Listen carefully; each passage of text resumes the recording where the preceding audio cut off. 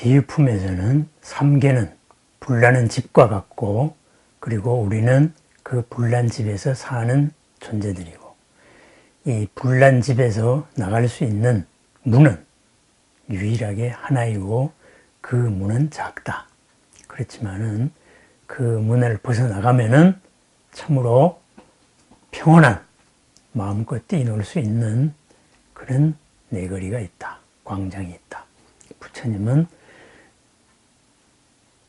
그 불난 집의 좁은 문을 우리가 벗어나기로 이끄시는 아버지와 같은 분이다. 바로 이런 화택에 대한 비유가 있습니다. 그렇습니다. 우리가 사는 집이, 우리가 사는 곳이 불난 집일 수도 있습니다. 그러면은 우리가 사는 그 불난 집 속에서 우리가 사는 모습은 어떻겠습니까? 불난 집에서 우리가 사는 모습으로 유명한 비유가 있습니다. 안수정등이라 그럽니다. 두 가지가 합쳐진 말인데요. 안수라는 것은 강가에 있는 나무, 강가에 있는 나무는 홍수가 오면은 휩쓸려 넘어갈 것입니다. 그만큼 위험한 삶이다. 거기에 대해서 든든한 우리들의 벽이 있느냐, 제방이 있느냐, 이런 말이 되겠고, 그 다음 정등이라는 말이 있습니다. 비유경에도 나오고, 이 설화는 널리 퍼져서 중앙아시아를 거쳐서 러시아의 톨스토이도 인생살이의 위험성에 대해서, 불안감에 대해 가지고 이 설화를 가지고 이야기한 적도 있습니다. 한 사람이 광야를 헤매고 있었습니다. 어디로 가야 될지 방향을 잡을 수가 없습니다. 이 광야를 헤매고 있는데 어느덧 갑자기 미친 코끼리가 한 마리 나타났습니다. 미친 코끼리가 나타나서 이 벌판에서 사람을 보자 밟아 죽이려고 달려왔습니다. 피할 방법이 없었습니다. 정신없이 도망가다가 보니 한 그루 나무가 있었고, 그리고 그 나무 바로 밑에 우물이 있었습니다. 다행히도 그 나무를 감고 올라간 칡넝쿨의 뿌리가 바로 우물 속으로 향하고 있습니다. 이 사람은 제까다 그 등나무 줄기를 타고 우물 속으로 내려갔습니다. 코끼리는 우물 속으로 들어올 수 없기에 씩씩거리면서 가를 뱅글뱅글 돌고 있습니다. 아유, 살았다. 이제 한숨 놓는 순간, 아니 이게 웬일입니까? 우물의 내 벽을 살펴보니 네 마리의 독사가 혀를 날름날름거리면서 나를 위험에 빠뜨리려고 하고 있습니다. 우물의 위를 보니 흰지와 검은지가 내가 잡고 있는 이 칡넝쿨을 번갈아 가면서 썰고 있습니다. 다 썰면은 나는 밑으로 떨어질 것입니다. 밑을 바라보니 커다란 독을 뿜는 용 한 마리가 오냐 어서 떨어지거라 하고 입을 딱 벌리고 나를 기다리고 있습니다. 그런데 광야 한쪽에서 갑자기 불이 났습니다.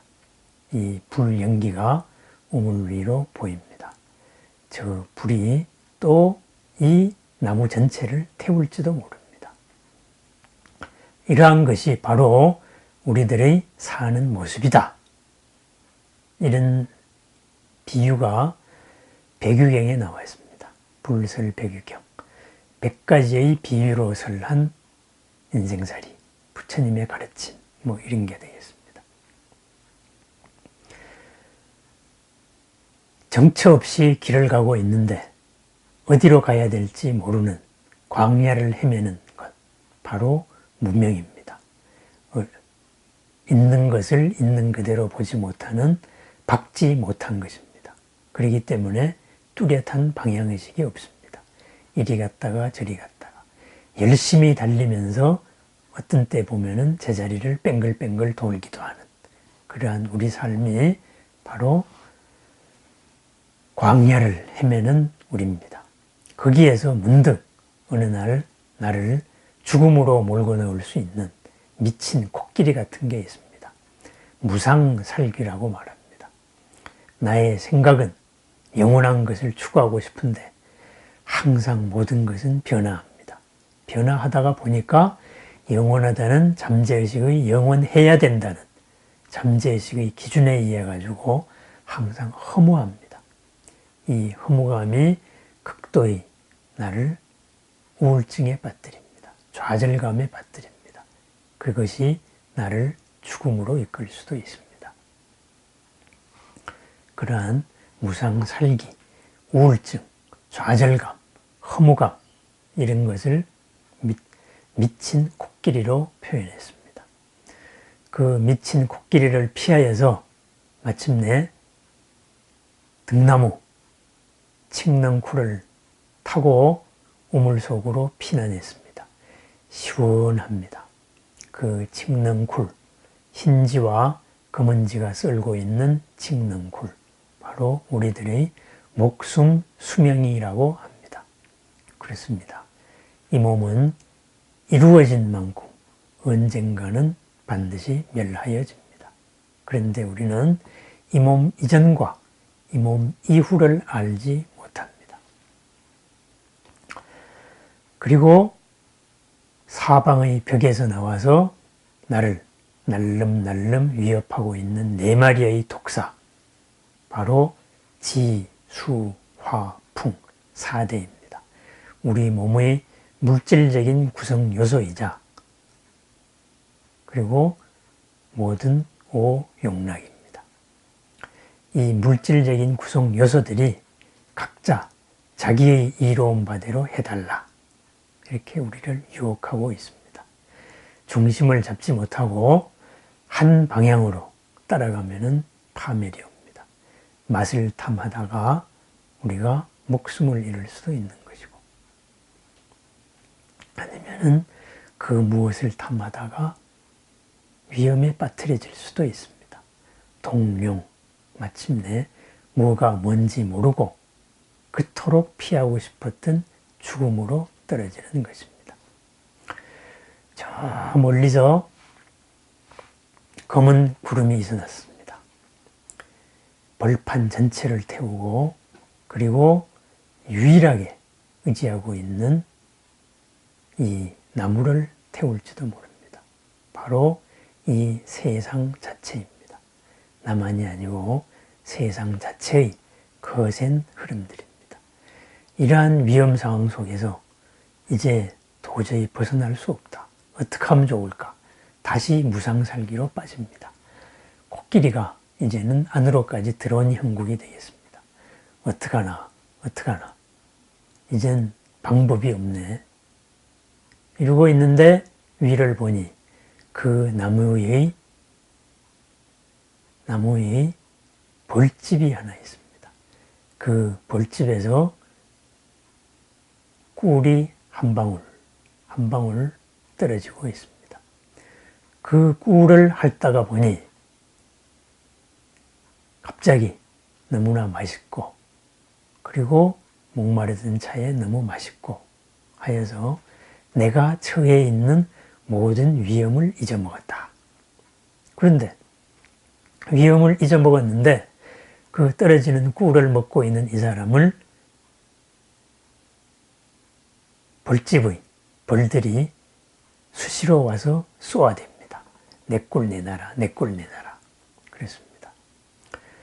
그 떨어지는 꿀, 바로 우리들이 안이비설신, 몸이 가진 바로 용락입니다. 그 용락에 취해서 지금 상황이 어떤 상황인지 판 전체를 읽지 못하는 것입니다.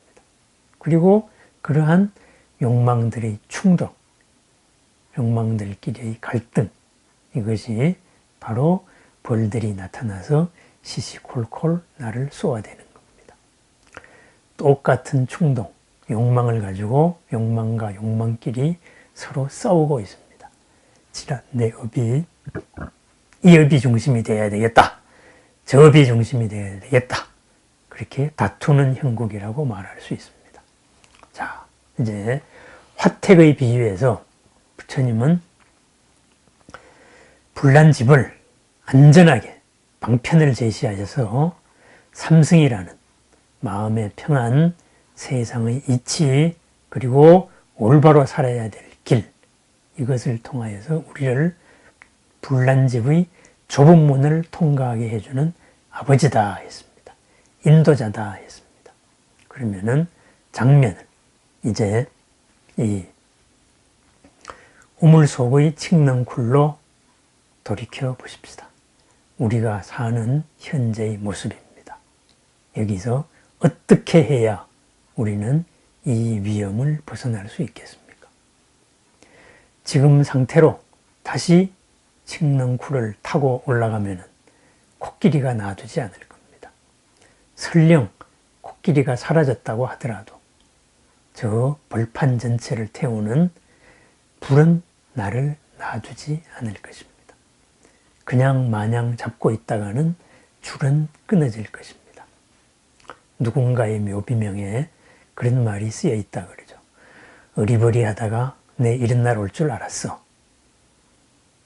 어떤 시인의 묘비명이라고 합니다. 그렇습니다. 100년이 안 되어서 우리는 갑니다. 어딘지 모르고 갑니다. 무슨 상태인지도 모르고 갑니다. 무엇인지도 모르고 이 몸은 사대로 흩어집니다. 자, 이제 우물 속의 위험에 빠진 칡넝쿨을 잡고 있는 나에서 어떻게 해야 벗어날 수 있겠습니까? 한번 생각해 보십시다.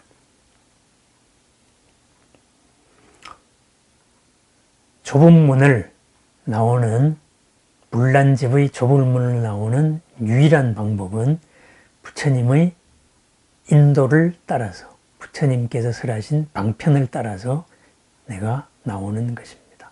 그러면은 칡넝쿨에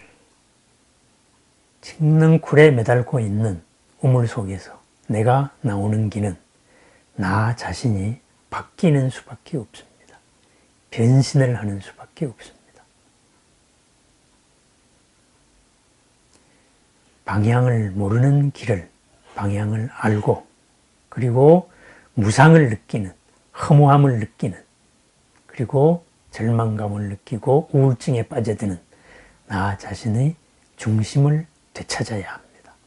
그러면은 더 이상 코끼리가 나를 괴롭힐 수 없습니다.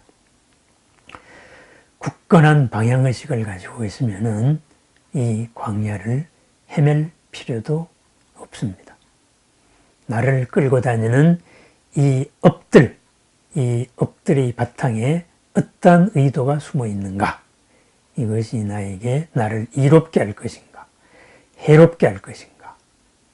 이러한 것을 되살펴 보는 순간 4대의 위험도 사라집니다. 4대가 몸을 위협하는 만큼 거기에 있는 그대로 적절히 대처를 하면 됩니다. 아프면 의원을 찾을 것이고 그리고 아픔을 예방하는 건강 운동, 여러 대책을 세우면 될 것입니다. 또한 솟아오르는 충동들, 이 충동들이 과연 나의 이로운 것인지 해로운 것인지 잘한다고 하는 것이 정말 잘하는 것인지 그것을 되살펴서 정말로 잘 하면 됩니다. 그리하면은 바로 삶도 죽음도 하나로 이롭고 즐거운 영원한 삶, 영원한 청정한 삶에 도달할 수 있습니다. 무엇이냐? 나 자신에 대한 재발견입니다. 나 자신에 대한 확인, 숨겨져 있던 나 자신을 이끌어내는 것입니다. 바로 부처님의 말씀입니다. 우리 모두가 부처님이 되어야 하고 그리고 될 수 있다는 무한 가능성이 내 속에서 간절하게 나를 기다리고 있다. 이것을 확인하는 것입니다. 우리가 기도를 하기 전에 외우는 개송이 있습니다. 보례진언이라 그럽니다.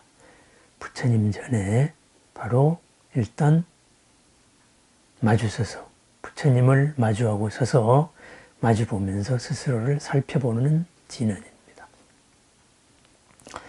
아금일신 중 즉현무진신. 부처님 앞에서 내 스스로의 한 몸을 지금 돌아보았습니다. 아금일신 중. 그랬더니 나의 지금 현재의 이 한 몸 속에 즉현무진신, 한량 없는 나의 몸이 나타났습니다. 편제삼보전 일일무술에 시방세계에 항상 계신 부처님 전에 그 무수한 나의 몸 하나하나가 모두 예배 드립니다. 이런 말입니다. 그게 무슨 말입니까? 내 스스로를 한번 살펴보십시다. 오늘 하루도 내 스스로를 살펴봅니다. 남의 이야기하고 남에게 대해서 훈수를 둘 때, 이해관계 없을 때는 나는 참 부처님같이 지혜로운 말도 많이 합니다. 그리고 현명한 판단을 잘도 내립니다. 그런데 막상 내 이해관계에 빠졌을 때는 남이 보기에 그렇게 어리석을 수밖에 없는 그런 판단을 내리기도 했습니다. 잘한다고, 잘하기 위해서 시작하지 않았으면 좋을 일을 하기도 했습니다. 그리고 그것이 잘못된 것을 나중에 알게 된 나도 있습니다. 그랬습니다. 이 한 몸을, 금생을 이끌고 온 수많은 생각들, 그 밑에 있는 하나하나의 업들, 그 업들, 의도들, 그러한 의도들이 순간순간의 나의 모습이었습니다. 부처님 같은 내 몸도 있었고, 어느 순간에서는 또 지옥 중생과도 같은 내 몸도 있었습니다. 오늘 하루만 살펴보더라도 지옥 중생으로 보이는 나를 기억하는 사람이 있을 것입니다. 부처님으로 나를 기억하는 사람들도 있을 것입니다. 무수한 내가 순간순간 의도라는 업의 충동에 의해 가지고 주인을 바꾸어서 살고 있습니다. 그런데 진정한 내가 무엇이냐? 바로 의도 중에 가장 선한 의도. 우리는 그것을 원력이라고 말합니다. 부처님께서 가르쳐 주신 있는 그대로의 나의 모습, 무량공덕 그대로입니다. 무량지혜 그대로입니다. 그러한 무량한 공덕과 지혜를 쓰는 나도 있습니다. 그 나임을 내가 자각을 하는 순간 바로 그렇게 힘이 세게 보였던 코끼리도 사라집니다. 하찮게 사라집니다. 4대 위험도 사라집니다. 내가 나를 무엇으로서 규정하고 있는가? 그대는 부처가 될 사람이다. 그리고 본래 바탕이 부처다. 무한 가능성을 가졌고 무한 자유를 가졌다. 무한 공덕을 가졌다. 비유품의 부처님 말씀을 빌리자면은 시방세계의 모든 사람한테 나누어질 수 있는 무한한 재산을 가지고 있다. 그렇습니다. 그것을 우리 자신은 믿습니다. 나 자신에 대한 자리매김을 새로 하는 순간, 나를 재발견하는 순간 갑자기 세상이 달라지기 시작합니다. 무수하게 변해진 몸을, 하나의 몸, 내 중심의 몸, 내 원래의 몸을 바로 알아차리는 시간을 많이 갖습니다. 그러다가 보면은 두려움에 떠는 시간 점점 줄어들게 됩니다. 바로 우물 속에 피해서 갇혀있는, 그리고 상대를 두려워해서 오들오들 떨고 있는 나에서 벗어나는 겁니다. 누가 그렇게 만든 게 아닙니다. 내 스스로 그렇게 나를 규정 짓고 있었을 뿐입니다. 변신을 하면 됩니다. 그리고 자각을 하면 됩니다. 바로 내가 부처님입니다. 부처가 될 사람입니다. 아무리 어렵게 보였던 일도 막상 문제가 풀리고 보면은 바로 옆에 가장 가까운데 그 해법이 있었음을 우리는 자주 보아왔습니다. 두렵게만 보이는 상대방한테도 과감하게 우리가 정면 대결을 했을 때 확 달라지는 상대의 모습도 볼 수 있습니다.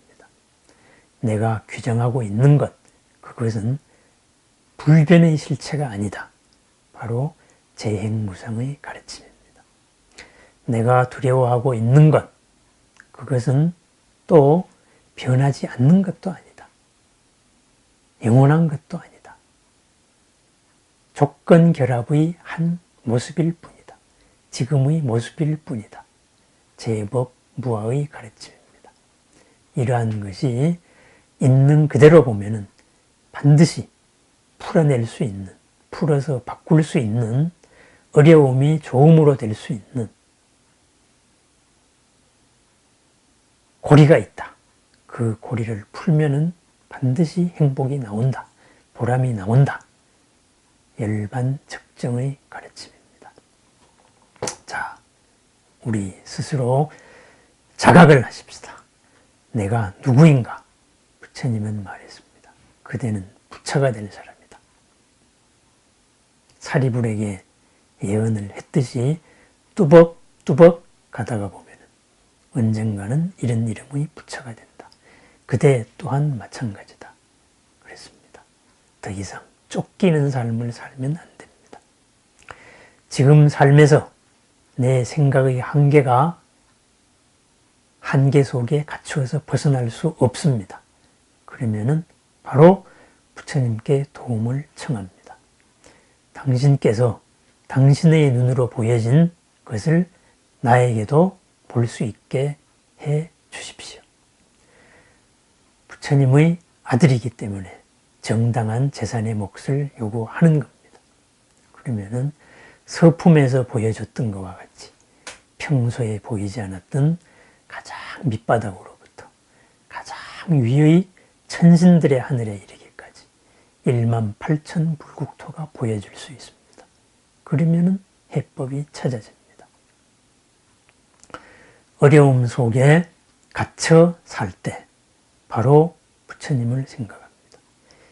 나는 이 어려움에 갇혀 있는 것이, 이 어려움을 받아들여야만 하는 것이, 어려움으로 제시하고 있는 이 틀을 그대로 수용해야만 해야 되는 것이 내가 아닙니다.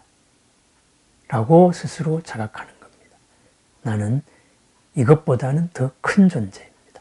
내가 생각하는 것보다는 더 큰 능력을 가지고 있습니다. 그 능력이 내 눈에 보이지 않습니다. 부처님께 청합니다. 보살들께 청합니다. 불보살께서는 거기에 답을 해줘야 될 의무가 있습니다. 왜? 우리는 그들과 한 가족이고 또 그들은 서원으로서 우리들에게 약속을 했기 때문입니다. 이것이 바로 기도입니다. 매일매일 스스로를 자각하고 그리고 기도하는 삶, 바로 우리 불자들의 삶입니다. 대롱대롱 매달린 우물 속의 존재에서 변신을 하는 방법이기도 합니다.